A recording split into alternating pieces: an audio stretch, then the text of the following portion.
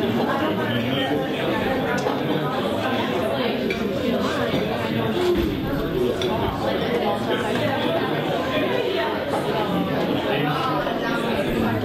everybody. We're going to get started. Welcome, everybody. My name is Jim Musial, and I am subbing again today for our usual host, because our usual host is also our speaker today. So I get the honor of introducing our speaker. So I want to start by welcoming everybody. It's great to have another full house here today. Wanted to ask, do we have any first-time visitors to LA2M here today? Raise your hand if you're your first time here. Wonderful. It's great to see you. Glad you made it here today. We're here every Wednesday, and we hope that, I'm sure after you see today's speaker, you'll want to come back. And it's a great presentation. We're here almost throughout the year. We take the summer months off and a couple of the holidays that fall on Wednesday, but otherwise we're here every week, right here at Conor O'Neill's, and we have great presentations. So hope you enjoyed today. Welcome to all first-time visitors, and welcome back to everybody who's a veteran here. So, couple quick things. A little bit about LA2M. We are a nonprofit, as most of you know, and because of that, we rely on funds that come from the outside. We do have some expenses, so we do have a few ways that we generate income. One of the ways we do that is through sponsorship. So each month we have a company that sponsors LA2M for the month. A lot of benefits to it. I'll tell you about that in a minute, but I wanted to introduce this month's sponsor. This month's sponsor, we're very fortunate, is one of the longtime veterans of LA2M, and it's Ross Johnson from 3.7 Design. So I'm going to give the microphone to Ross for a second. He's going to tell you a little bit about 3.7 Designs. Hello. So yeah, I'm with 3.7 Designs. We're a boutique design agency here in Ann Arbor. But I wanted to tell you about a group that we run called WordPress Ann Arbor, which meets the last Wednesday of every month. We help people learn how to use WordPress, or design for WordPress, or develop for WordPress. In a week from today, I'm going to be doing a talk about design for non-designers. So if you're interested in learning a bit about design, or how to pick a good theme, or how to improve your theme, or how to hire a designer, come by. It's free, and it's 1 week from today from 7 to 9. Check us out at WordPressAnnArbor.com. 7 to 9 at night or in the morning? At night, yeah. And where is it? Above Arbor Brewing Company. Oh, yes. We don't get up that early, right? Thank you, Ross. We really appreciate 3.7 Design sponsoring LA2M. As a matter of fact, we are looking for a March sponsor. So if you or your company would be interested, please see us afterwards. You can see Mary Lou up here in the front. She is LA2M's business manager, and she'd be happy to talk to you about sponsorship. It's not expensive, and it is a really great return on your investment. So if you're interested, or if your company might be interested, please see Mary Lou after the event, and we'll get you the information. So also in line with that, as part of our need to raise funds, LA2M is a free event for you guys to attend, but we do ask, and we do pass the hat. And up here with me is Stacy Collett from Dollar Bill Copy, and she's LA2M's treasurer. And we pass the hat each week. We suggest $5 donation. That'd be great. If you got a couple bucks only, that's cool. If you don't have anything this week, hit us up next week. But she's going to pass the jar around. Please make sure it gets all the way around the room. This is the main source of our income here at LA2M. If you're coming here, you're getting a great program for $5. It's awesome. For you also first-timers, what I did forget, if you want lunch, if you haven't already ordered lunch, there's a menu in front of you. It's $10. That goes to Conor O'Neill's, and includes your lunch, a beverage, and a tip. So the best part of the presentation is I get to introduce our speaker today, and we do have a great speaker. Derek is the founding member of LA2M, Derek Mehraban, and he is also the CEO of Ingenex Digital Marketing. We are fortunate to have him here to share his knowledge, and he's going to be talking about business-to-business marketing, and it's something that we are all going to be involved in. If you're not already doing it, you will, as part of your business. So, without any further ado, I'd like to introduce our speaker today. Let's give him a round of applause, Derek Mehraban.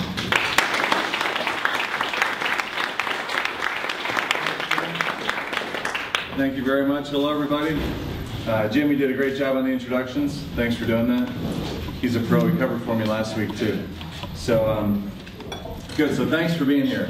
I want to give some quick thanks to Emily and Jan, who helped me with this presentation, doing some of the research.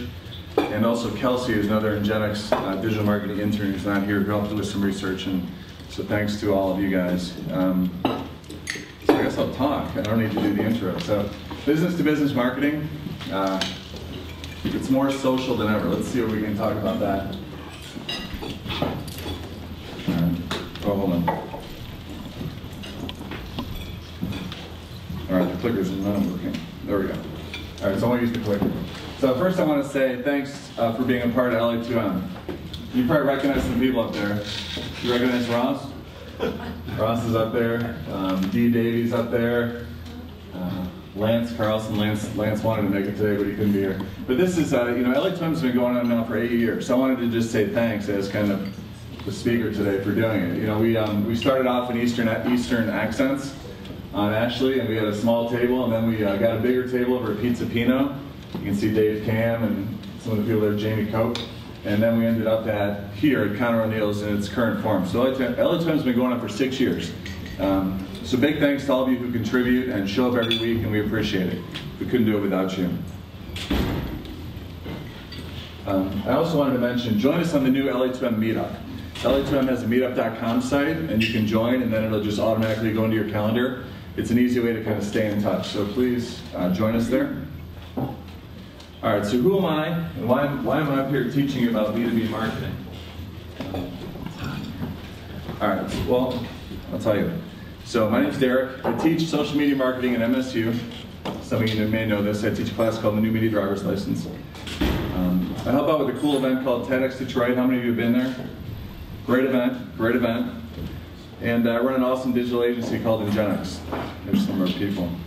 And we specialize in helping businesses reach their goals through inbound content marketing.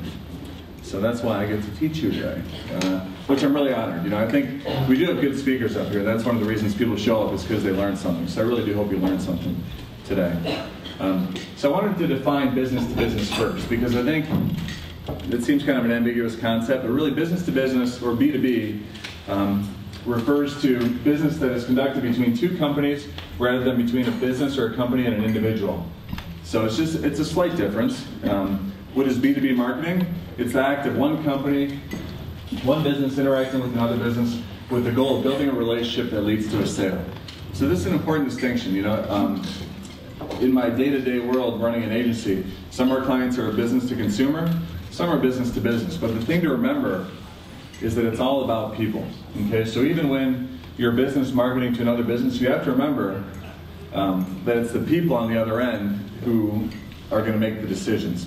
So we can't just forget about that. It's not like we're marketing to a logo, like a brand, like Ford. We're marketing to the people within that organization. So some things I want to talk about. I want to point out some differences between kind of a B2B community and a B2C community and how they interact. So first off, B2B communities really want you to solve their business problems. Okay, so any member of a business, that's your customer. Okay, because chances are they are going to buy your product. It's going to be a one-to-one transaction, and the number one thing you can sell to a consumer of a B2B product is the ability to do their jobs better. So that's something to consider. When you're selling B2B, your product, if you can help your customer do their jobs better, there's a much better chance they're going to buy. And that's also something to keep in mind when you're creating kind of a content strategy around that, is what is the messaging that's going to help get that across. Also in B2B, industry and discipline supersede company and brand. What this means is, for example, if I work, let's say I'm an engineer in the automotive industry. Okay, that's more important than the fact that, like, you're not communicating to Ford Motor Company, you're communicating to me, which is an engineer, industry, and then my specialization in automotive, okay? Now the point is there's a couple things. One is, as an individual, you can find me. I may travel through many jobs in my career. I may move to many different companies. But if I'm loyal to your product, and if your product helps me do my job better, I'm going to stay loyal. So that's just something to think of. There's a lot of value, so you want to really reach out to the individual and not necessarily the company. Also, B2B influencers are usually influencers in their industry. Now this is actually something that makes B2B marketing a little bit easier than B2C.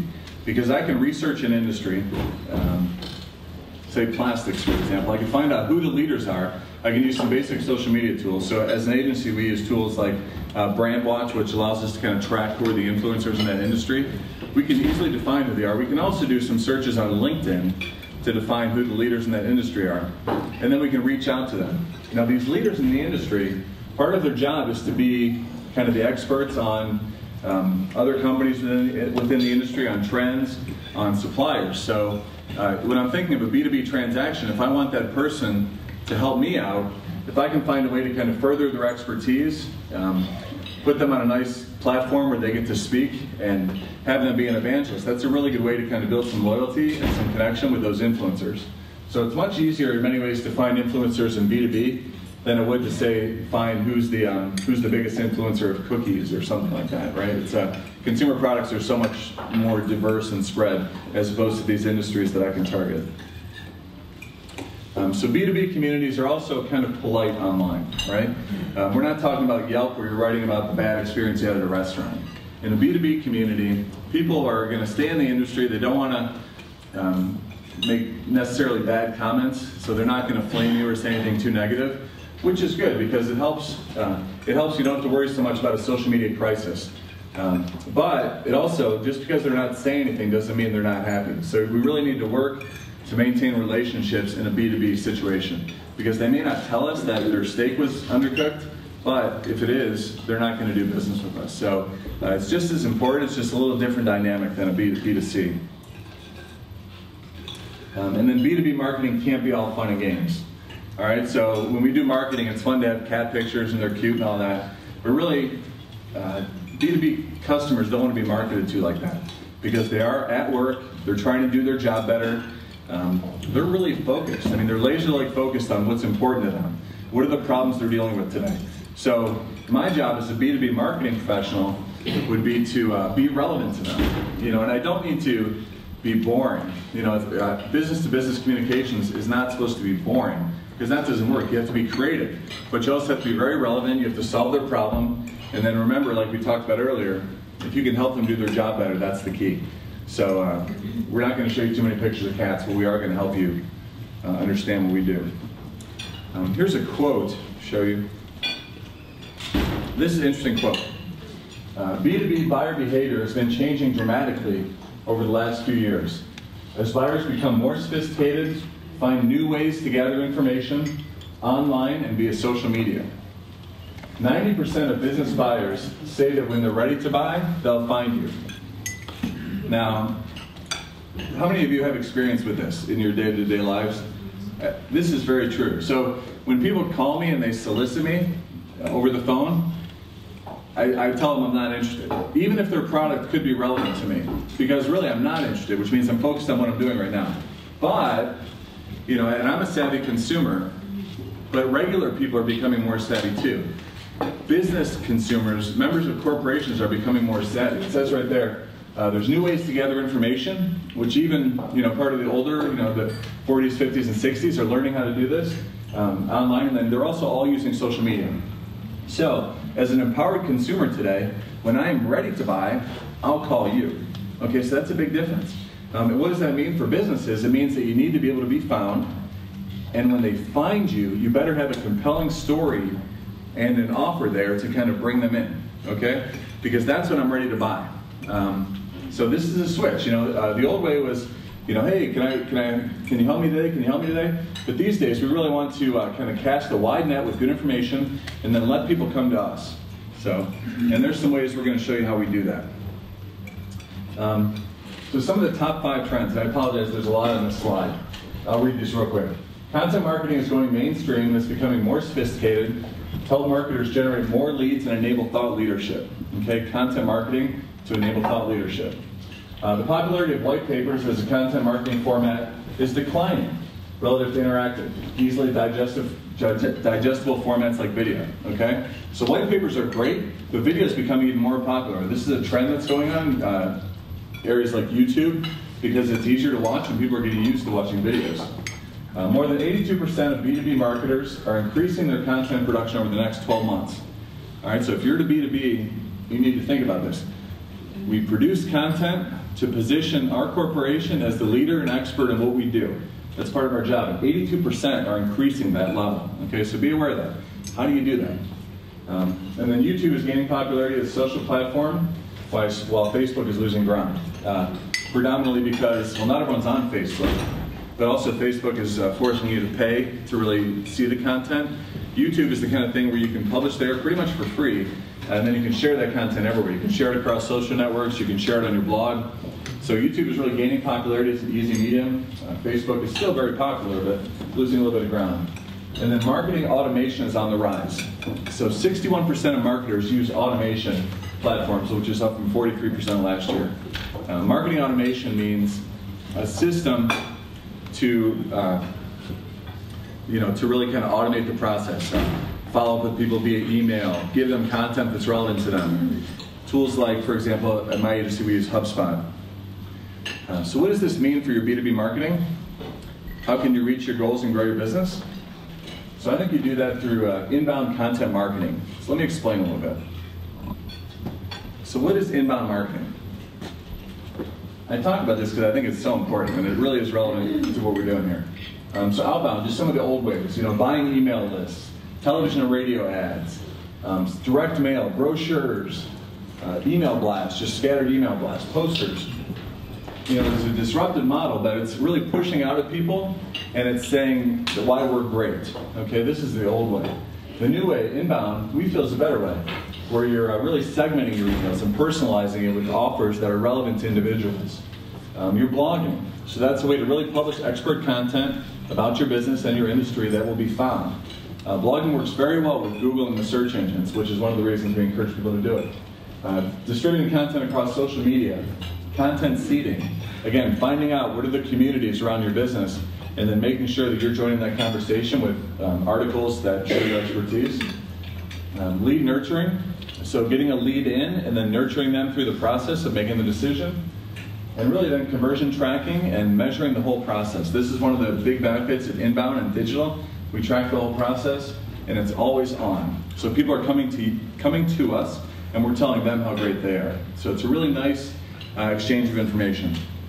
So in other words, this is outbound marketing, and this is inbound marketing, bringing people. Let's just talk a little bit about the methodology. I want to explain this. Some of you may not understand this yet. It's very important. So first, we're attracting people. We're attracting people who were once strangers to your business. Okay, you didn't know who they were.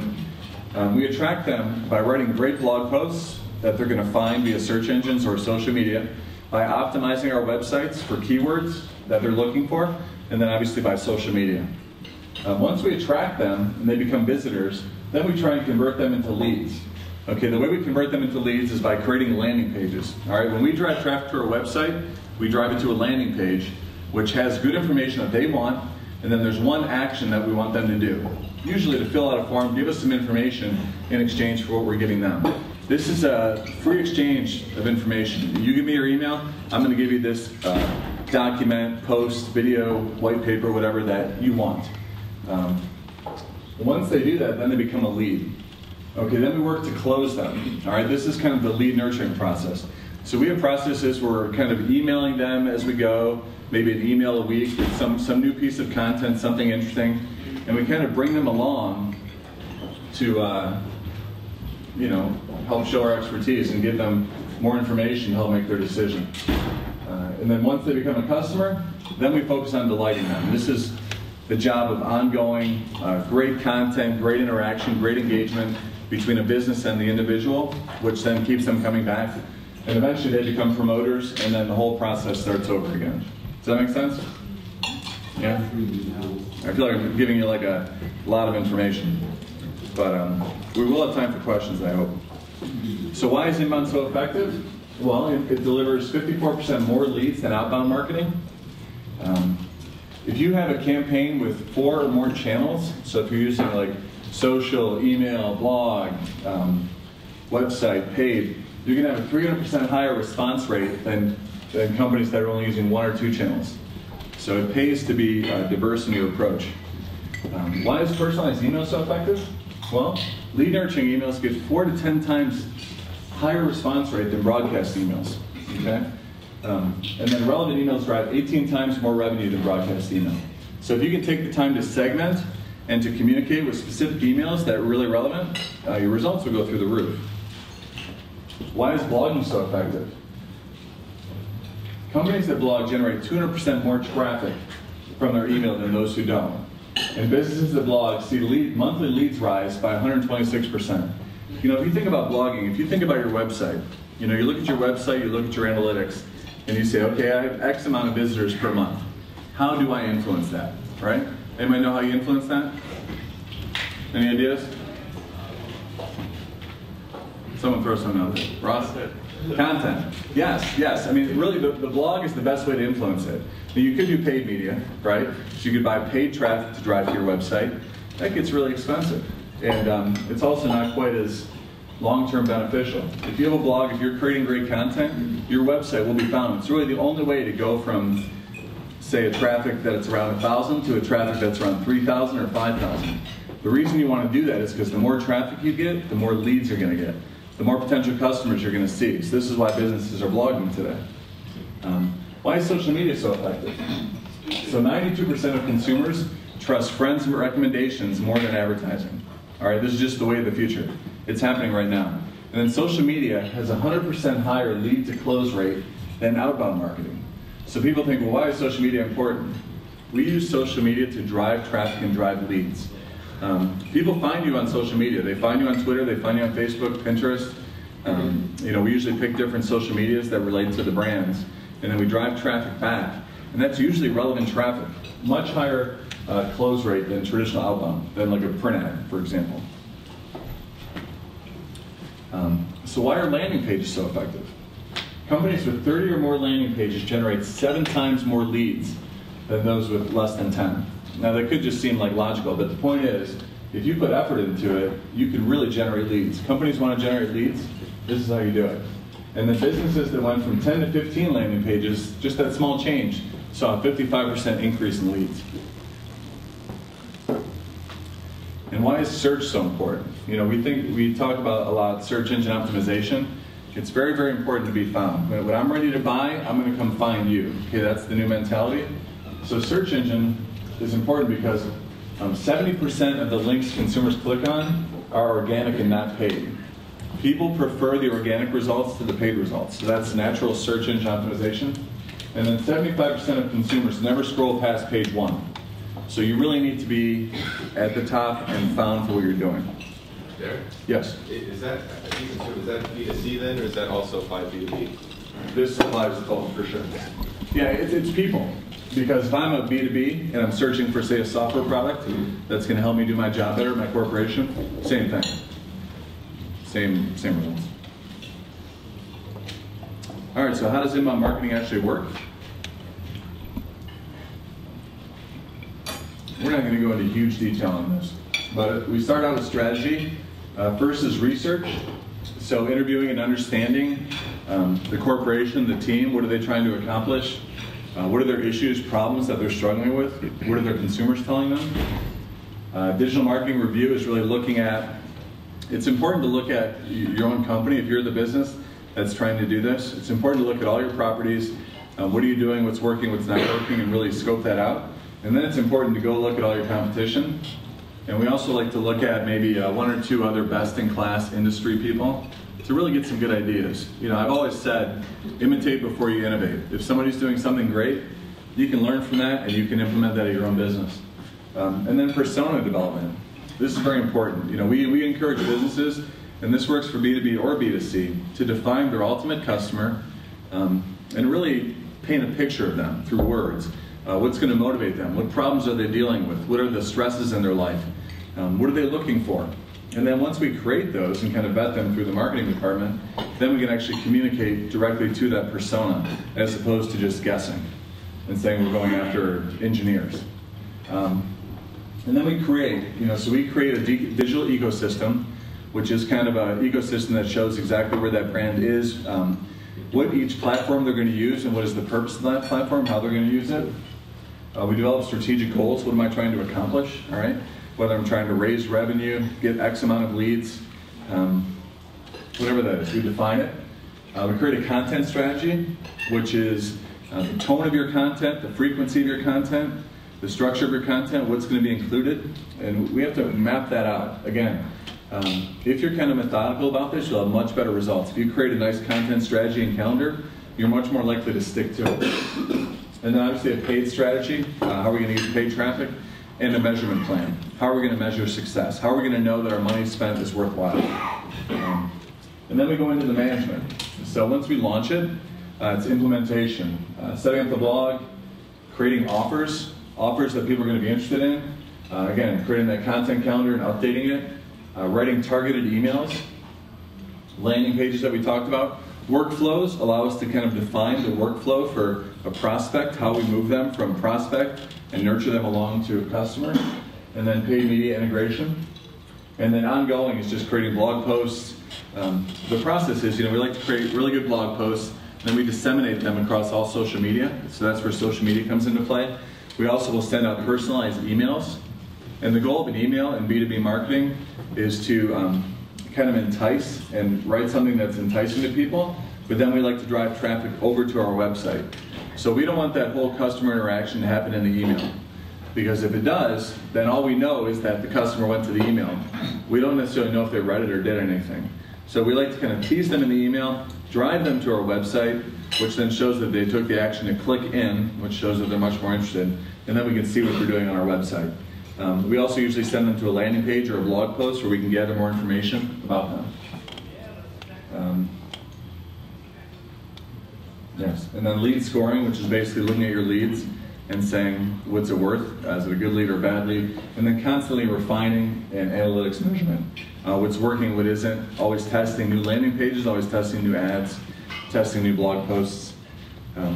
Here's some examples. This is kind of what a digital ecosystem looks like. You can see over here for Ingenex, some of the properties we use for link building, some we use for lead gen, some we use for kind of showing expertise, some we use for culture, all driving back to our corporate brand. So kind of defining this for a client is very important. And then a content strategy, which often can be as simple as an Excel document. There are some tools out there, but it's basically, what are you going to be writing about? What web page are you going to be driving to? What is the message? What's the response? Et cetera, et cetera. And really mapping that out. These are the kind of documents that you can get buy-in across the client. You can all work off the same document so you understand. And then here's kind of a simple, beautiful graphic about inbound marketing. It just shows, blog posts, again, disseminating across social and email, driving traffic to a landing page. Once you get the lead, then you work to make them into a customer. And then also the SEO is a byproduct, okay? So what we're talking about here will impact your SEO positively. All right, so you don't have to necessarily deliberately do SEO as much. What you need to do is create great content. It's going to improve your SEO. All right, so there was a survey done. There's a group, the B2B Technology Marketing Online Community on LinkedIn. And they conducted a survey of their 50,000 members. They got 815 responses. I'm just going to show some of the responses on the trends here because it's important to understand. Okay, so this is the first question. This is a little small. So what are your biggest marketing challenges? All right. Number one, the time and bandwidth to create content. How many people experience this? Yeah?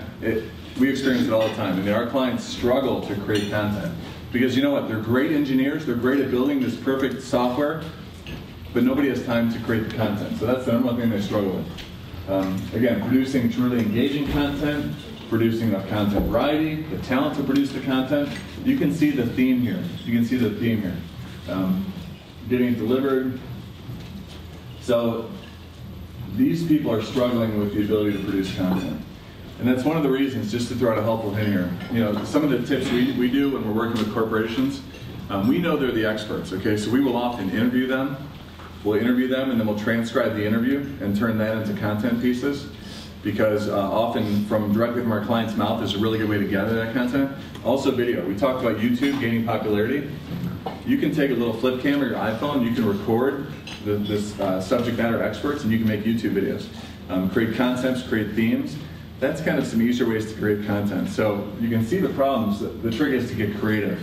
And then also often businesses need to work with outside partners who have expert writers that can do this for them. And I think there's some expert writers in the room who create content. So what percent of your marketing budget is allocated to content marketing? 20% on average. All right, this is something to think about if you're a corporation. 20% for content marketing. What are the goals of content marketing? Number 1, lead generation.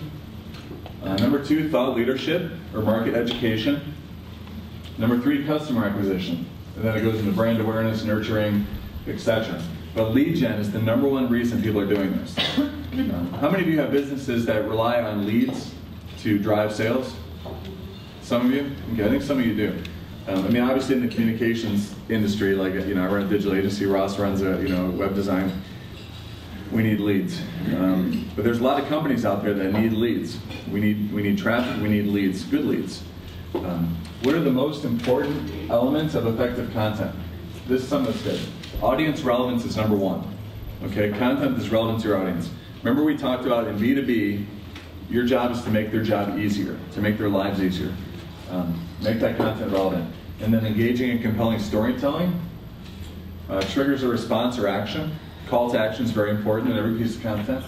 Effectively deliver the message, originality, you get the idea. But audience relevance, number 1. And what metrics do you use to measure the success of your content? We talked about setting up analytics and goals. Number 1 is web traffic and visits. Number 2 is views or downloads. And then sales opportunity, lead quality. You can kind of see how it flows. I mean, the basic measurement is lead traffic. The basic measurement is traffic. All things flow from that. So if you're getting approximately 5 leads per month and you're only getting 5,000 visits to your website, then in order to get 10 leads per month, you need to get 10,000 visitors to your website. It's a simple math equation. So really our job is to kind of refine that process. And it's the job of B2B marketers and corporations to really make sure that when they're getting these good leads, that there's a clear process for nurturing them and converting them. Because if you get the leads, you can't convert them, then it wasn't really worth the time. Marketing automation has a much higher adoption rate. People are using it to generate leads, to nurture leads, to create content, to email. So marketing automation's, again, gaining more popularity. And then what buying stages do you use to categorize content? So you have to think, there's people that are in different buying stages when they come to you, okay? The number 1 content creation area is problem awareness. All right, when somebody has a problem, they're going to often turn to the internet and search. All right, problem awareness. So you need to create content that solves that problem. And you create content using the language of the person who's going to search for the problem. Okay, so that goes back to persona. I'm targeting, Jerry, he's a 45-year-old engineer. What's his problem? And then what's the content that I would create that he'll find for that? And then again, it goes from problem awareness to need recognition. Okay, light bulb goes off. I have a need. I need your service. Purchase decision. This could mean I've already done a lot of research and I'm ready to buy. Okay, so people create content at that stage. And then vendor consideration. Getting into the decision set. Okay, so maybe you create a piece of content that talks about you plus some of your other competitors because you want to be included in that decision set. Especially if your competitors are maybe the leaders and you're kind of one of them, but you're not the leader. I find this pretty interesting, especially when you're developing a content strategy. The percentage of what type of content you want to create. How do you segment content? All right, the number 1 segmentation is by product, service, or category. So in B2B marketing, they will often segment based on the product that they're pushing. Next by vertical, okay? Next by buyer persona, targeting the individual we're going after. Next by pain point, and then next by stage in the buying cycle. So this just gives you an idea, and this is, I think, pretty standard, but you might not think about this if you're not really developing a clear content strategy. Again, number 1 is by product or service category. So in conclusion, inbound marketing for B2B can be a beautiful experience. Spring is coming. Remember, don't lose hope. With the right team, a great strategy, and relevant inbound marketing content. And with that, if you have any questions, I think we have a few minutes. All right, thank you, Derek. Let's give Derek a round of applause.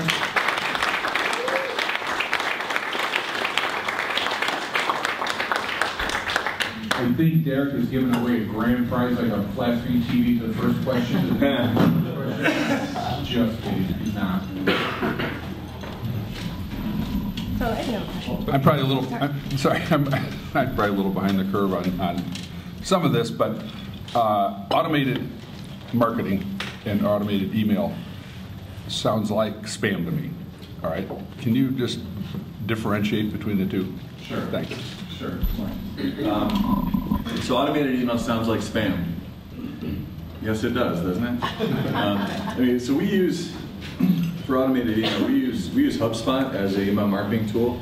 And what that does is if a customer comes in and they say they download, one of our clients is Weber's, for example. So if they download a wedding guide from Weber's, all right, and they download that, it's good information for them. We know that they're in the market for that, maybe having a wedding at Weber's. Okay, so a week later, we can send them an email saying, hey, we noticed you downloaded their wedding guide, Weber's wedding guide, hope you enjoyed it. Here are 10 tips that every bride needs to think about when planning a wedding. So it's not so much spam, it's more like, hey, Jennifer, or hey, bride, you know, we're very interested in you. We know you're interested. Here's something that we think is interesting. So the way it's not spam is that it's relevant. We feel that they're in the market and they're in that decision buying process, so we're helping them along. They can unsubscribe, you know, but we try and do it very strategically and personal. The mail comes from Weber's, not from you. Yes. Yes, it comes from Weber's, yes. Hi. Hi. I actually do marketing for 2 small startups in town, and they're somewhat affiliated regardless. One of them, we're just starting a blog, like just in the last week. So we're developing content for that. We have a pretty strong email campaign going. So my next step is trying to get an audience for that blog. You know, email marketing to the client database is my #1 go-to item for that. But how would you suggest, you know, building that audience? I mean, obviously we'd like our clients to, you know, learn more from our expertise, but we also want to market to new people. We need new clients. Mm-hmm. We don't really have a good social media presence at this point. Do you suggest I start it there? Do you suggest, you know, SEO, SEM, right, kind of help out? Well, so that's a really good question. So you have email marketing already, you're starting a blog for them, and you want to build traffic and awareness to that blog. And I think that's a lot of marketers are in that same boat. So obviously, optimizing your posts, you know, we talked about keywords and making sure, like, defining the problem. So most people are creating content around the problem. So figuring that out and then creating content that answers that. And then I think social media is a great vehicle to share all that content, you know, so it is, even if your social media presence is small, it's still a fair place to share it. I would also share it with your email. And then again, you know, I would do a teaser with a link back, like, hey, we started the blog, here's this great piece, link back, encouraging your audience to share it. And then I think some of that content seeding, so going out there, finding communities that are relevant to these startups, you know, whether it's on LinkedIn, other Facebook pages, forums, other blogs. You can go to Technorati and find other blogs in the industry.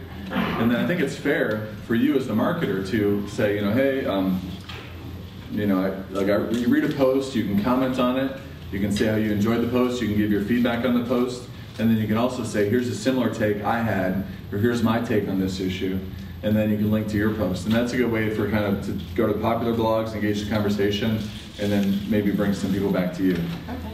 There's no quick silver bullet for this. It's kind of a slow and steady wins the race. Thanks. Jeff, you have a question in the back here? Yep. You talk about paid traffic to a website. Who are you paying? Google. That's for an ad, right? Not Yes. for an entry in Google, not for a post? No. So there's 2 things, Susan. One is we want the natural traffic, the organic traffic. So we're going to create all this wonderful content. We're going to put it on places like Google Plus and Twitter, and all roads are going to lead to Rome, which means they're all leading back to our client website. But then sometimes you really have to pay. So again, we figure out search terms that people are looking for, and then we buy ads on Google. We can often promote, paid media could also count for promoting your posts on Facebook or driving traffic to your LinkedIn. You can promote on LinkedIn as well, same boat. And then remarketing. So if you're kind of going to if you come to my website, I can then remarket to you. You know, I put a cookie on you, and then when I follow you around and tell you about my product when you're reading CNN.com. There's lots of different ways to drive traffic via paid. Yeah. Do we have more questions? You gave an example about a website that gets like 5 leads, 5,000 visits, and you said a way to increase the leads would be to increase the traffic. So if you get 10,000 visits, you get 10 leads. Do you think that's always true, or do you think maybe those 4,995 people, it wasn't relevant to them? So how would you define that, or produce more content? Okay, sir, good question. So it's not an exact science. There is a math game to it, but I think also it's how do you collect those leads. So if my website doesn't really have anything that's going to want to pull people in, if there's not call to action buttons that are going to say, hey, are you looking for a free website assessment, or are you looking for this product? So there's changes you can make. Let's say you're getting 5,000 traffic. There's changes I can make on a website that will make it convert more leads.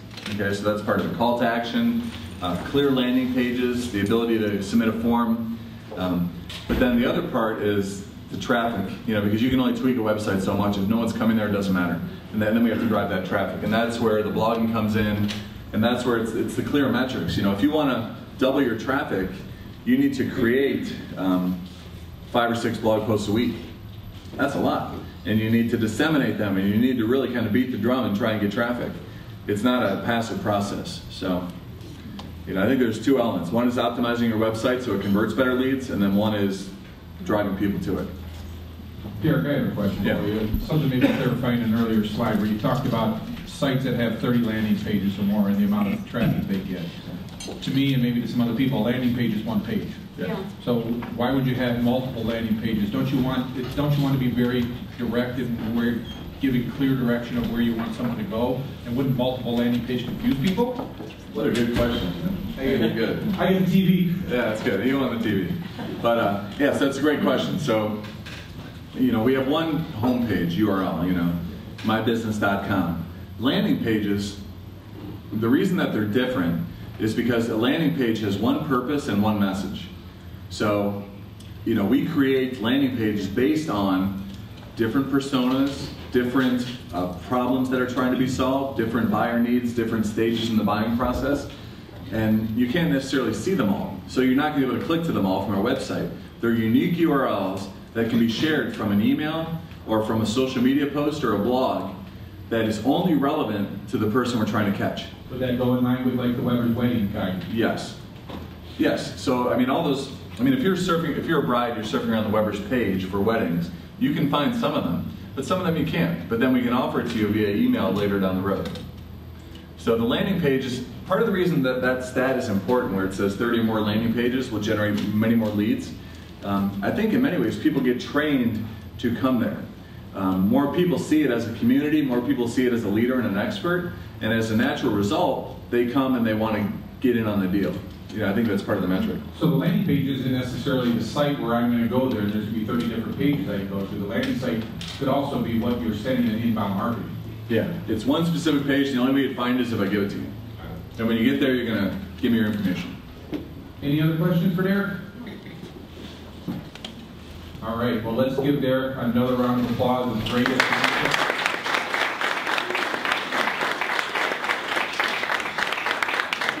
I told Derek since he created the format, he better stay in the format at the time, and he did, so we are perfect on timing. This is probably one of the, other than the speaker, this is the next best part of LA2M. It's an opportunity for us to introduce ourselves, let everybody else know who we are and what we do, and maybe you have an ask. If we do have an ask, we need to make it quick because we need to get all the way around the room. We're going to pass the microphone. If you do take it, please stand up, let everyone know who you are, give your name, range, serial number, as Derek said in the past, but let us know who you are. If you look around the room, we have great networking here. We have marketing people, we have insurance people, we have publishers, producers. You don't know who you're going to meet here at LA2M, so it's important to stand up and introduce yourself. So we're going to start right here with Maddie, and we're going to go all the way around the room.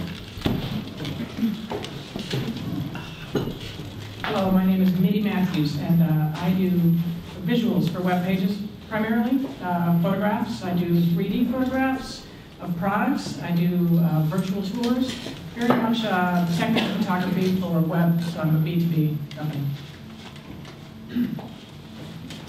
Hi, I'm Gavin Todd from Tiny Mighty, and we're looking at helping just little local businesses with content and blogs and that type of thing. Hello, my name is Benjamin Weatherston. I'm a commercial and editorial photographer, and I also work for the AN magazine, which is in the Washington County subscribers of New York Times and Wall Street Journal, as well as with Ann Arbor News. And we just finished our last issue. The next issue is going to be focusing on senior living in Ann Arbor. Thank you very much. Hi, I'm Lindsay Johnson, also from Custom Designs. Our focus is on creating intelligent and engaging experiences for digital and print media. Hi, Ross Johnson with 3.7 Designs. Remember, next week, Design for Non-Designers. It's free. Come check it out. Hi, I'm Emily Prague, senior at Michigan State with advertising, management, and specialization in sales and public relations. And I'm interning with Derek at Ingenex, and I'm also doing social media for LA2M, so be sure to check out our hashtag LA2M. Great. Hello, my name is Ian. I'm a sophomore at University of Michigan. I'm also an intern at Ingenex.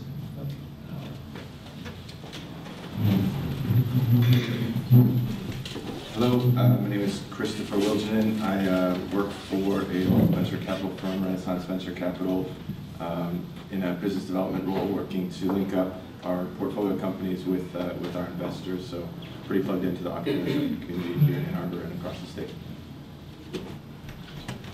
Hi there, I'm Bryce Bills. I teach at UMM Law School on the Entrepreneurship Clinic, so I was just here to learn. Hi, I'm Amy Ma. Hi, I'm JJ Lee. I'm a trademark attorney. I have over 1,200 registered trademarks as the attorney of record. So if you have a brand that you wish to protect with either the state of Michigan or the U.S. Patent and Trademark Office, you're welcome to come talk to me. Hello, my name is John Wright. I'm a web design and developer for Ingenex Digital. Hi, I'm Kate Billerbeck. I'm the new content manager at Ingenex Digital. It's the first time. Hi there, I'm Ashley Bershoni. I am the exiting content manager at Ingenex. And my ask is that you guys all, I see a lot of familiar faces, a lot of people who are here a lot. Give Kate a big welcome, get to know her. She's a great person, so that's my ask. I'm Laura Kirchner, and I work with Derek at Ingenex. I'm Loretta Friend from Detroit Public Television. I have a client who needs help with his digital and social marketing, so if you want to give me your card later, that'd be great. I'm Scott Foster with Civil Software Solutions, and we provide document management software to give companies more efficiency and ease of use. That might be drowning in paper documents or content on their server. Thank you. Hi, I'm Tom Bobany. I'm the owner of Mobile Exhibit Specialists. When you think about mobile exhibits, everyone thinks about their phone or some device. I'm kind of old school. Some of my previous work goes back all the way to the Oscar Mayer meeting mobile, so that's how I got into the NASCAR trailer. So. Hi, I'm Stacy with Dollar Bill, your local digital print shop, and Derek will back me up on this. You still need some of that print, outgoing. Follow up with an email, hand out your business card, whatever. Hi, my name is Jordan Beecham, and I'm with Dexter Builders. We're a full-service building company. We do everything from small handyman projects, designing and building entire homes. Hi, I'm Dave Jackson. I'm an inbound marketing strategist for the whole Brain Group over on Main Street. Susan Harris, retired more or less tech writer, internet infrastructure. Hi, I'm Ed Vilretti. I'm organizing 2 meetings next week. One is for the Ann Arbor Civic Technology Group, where we're looking at projects that involve technology in the city. The ask from that is please shovel out your storm drains. The snow is all going to melt, the streets are going to flood. To help this, the city has released a new map of where all the storm drains are in the city. So if you can't find yours, you can go online and find it there. The other group is Ann Arbor Web Analytics Wednesday. That's meeting next Wednesday at Enlighten out on Miller Road. The ask for that is if you're interested, there's a meetup group. Please sign up for it. Please RSVP. Refreshments and the link. Supper will be provided, so we'll be looking forward to having you there to talk about analytics. I'm Lee Arbor, and I just got sent here at the last minute by my boss. She's an occupational therapist for Jump-In Therapy and Wellness Center in Hamburg. Hi, my name is Kurt Vandervoort. I'm a local attorney, and as I like to think of it, legal problem solver. So my problem right now that I can't solve, however, is not legal. I create a lot of content, but I'm not particularly good at coordinating it and choosing places to put it. So anyone got any ideas, approach me afterwards. Thanks. My name is Rob Valentine, and I have a small agency called Local Intelligence Agency, and I also started recently as the content manager for the Duke Creative, and we concentrate on industrial manufacturers and B2B companies like that. And I do have an ask. We are in the need of a freelance web designer who can do HTML and CSS. My name is Justin Bennett. I own a Farm Bureau insurance agency here in town. And we're right over on Huron Street. Francis Oligario with Allegro Print Mail Marketing. We provide cross-marketing solutions dealing from print and specialty to mail services. Hi, I'm Karen Tuttle from Plaza Design, and I do HTML and CSS, and it's so great. And I also create honestly beautiful design. Hi, my name is Tarun Gahani. I'm a web designer and SEO consultant. Hi, my name is Tom Tobin, and I'm with an automotive glass supplier, and we just started a marketing department. So my partner and I are it. Hi, I'm Krista Chambers Price, and I'm the co-founder of Entreslam. And Entreslam is basically, we are your business story telling partner. So if anyone's ever heard of the event, Ben, I see you over here, yes. We have a monthly, well, it used to be a monthly event, but basically entrepreneurs can tell their story, compete, win prizes, and you can actually get feedback from media professionals. So next month, we're running an event where we're going to have reporters from the New York Times, Concentrate Media, as well as NPR Michigan Radio. So come on out next month. We'll see you. My name is Barry Marshall. I'm the marketing manager at Rainbow Rehabilitation Centers. We provide rehab services for those with brain and spinal cord injuries. And I'm Sheila Dodnick-Cole, senior helpers here in Ann Arbor. We've been here since July of 2009. We provide professional caregivers to mainly the aging population who want to remain in their own homes with a variety of tasks. Nick Galuch. I'm also with Rainbow Rehabilitation Centers and their digital marketing specialists. Hi, I'm Tom Crawford. I run a mobile app development business called Movable Bytes. We do custom app development. So if you're looking for that, come see me. And we also do some of our own apps. The most popular one probably is Happy Hour. So if you're looking for a good deal on your favorite drink, it's available on iOS and Android. Happy Hour deals. There are 55 within walking distance of here this afternoon. So feel free to find yours. Hello, I'm Steve Yaley from Steve's Custom Signs. We're a local sign and graphics company. We've been in business about 14 years. We're located off of Platte Road. From pens to vehicle wraps, we do it all. We do most of it in-house, so tight deadlines aren't a problem for us. Hopefully we can help you out with your next project. I'm Trisha McCarty, and I also work at Steve's Custom Signs. I'm the account manager, so if you need to get a hold of anybody and Steve's unavailable, I'll be more than happy to help you. I'm Zeki with Beyond Startup. I specialize in digital marketing and customer discovery. I'm Mike Brooks. Sorry. And I'm with, I'm actually a coach for entrepreneurs and new startup companies, helping a lot of people with, help them with customer discovery, business planning, that sort of thing. I also wanted to say that I've been part of the ACE organization for quite a few years. How many people here went to ACE 2 weeks ago? Okay, a few, a couple. All right. I'm not going to make a pitch for ACE, but I will make a pitch that if you were interested in ACE and couldn't go, check it out. Check out our website in about 2 weeks, because all of Roger's great videos are going to be posted online. You can see all the panel discussions and the presentations that were made that you missed, and we'll encourage you to come next year. I'd also like to, and those of you who did go, find your donor's choose card that we gave you and please use it. It was already paid for by ACE, and if you use it, you can give money that will cost you nothing to a school in the state of Michigan that has a special project and a special need. So please do that. Thanks.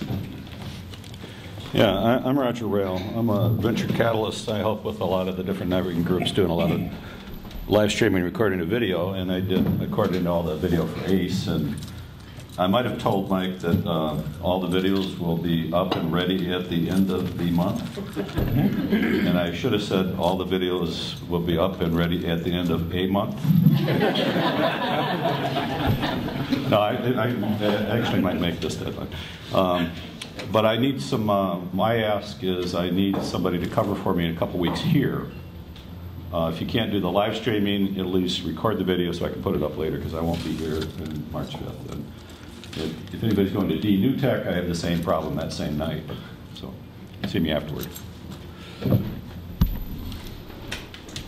Hi, I'm Emily Kenyon, marketing director for a company called Riesling in town. We are a reseller, and servicer of digital publishing software and digital asset management software. And the other company I work for is called Juggernaut. We have a magazine publishing piece of software, and we are soon to market a CRM for small business. Hi, I'm Mary Lou with the LA2M. Thanks everyone for coming out. This is a great turnout, and thanks Derek. That was a really amazing talk. We expected nothing less from you, of course, so world's best boss.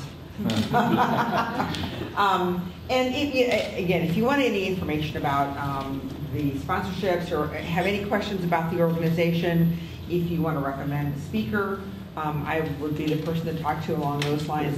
I'm also a freelance writer, so if you have any writing tasks that you would like to discuss with me, I'd be happy to talk to you about that. Good afternoon, my name is Elizabeth Sickles, and I do marketing for advanced technology on glass, and I am partners with Tom. Hi, I'm Connie Mehraban. I'm Derek's mother and chief cheerleader. Hi, I'm Henry Mehraban. I'm proud father of Derek.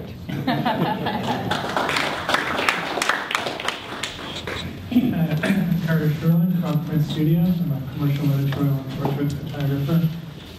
Being known for shooting and running, I do portraits, products, on any type of content for marketing, all the way up to the size of Tom's trucks, shots, and the images I shoot.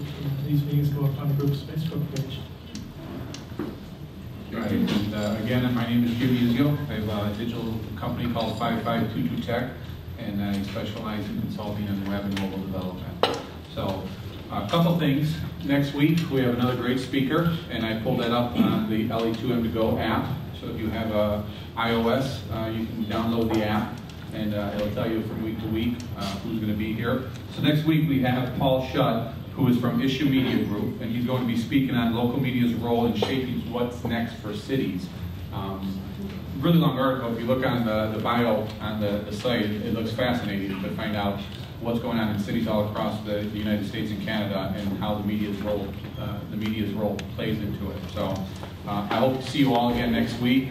Let's give one more round of applause to Derek.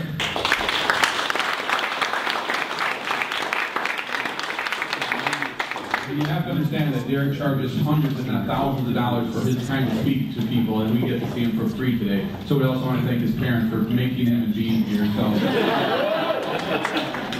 we did it at the perfect time. We finished. It's 12:59. So everybody, it's great to see you. Have a wonderful day, a wonderful week. Go out and do business. See you next week.